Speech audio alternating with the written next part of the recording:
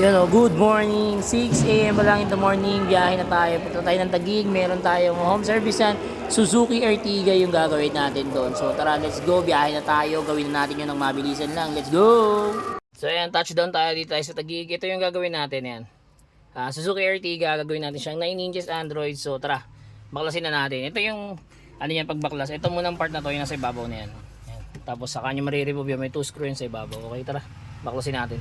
So ayan, natanggalan na natin yung ano niya, cover sa ibabaw. Tapos ito, ayan yung screw.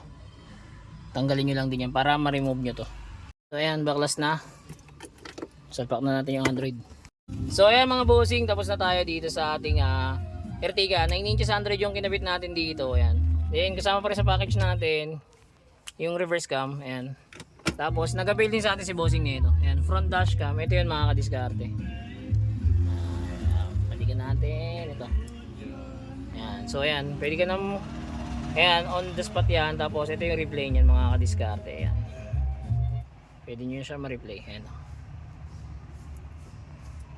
So mga gusto pong mag-avail, drop message lang. Meron na rin pala itong Apple CarPlay and Android Auto. Don't forget to like and follow na rin. Salamat.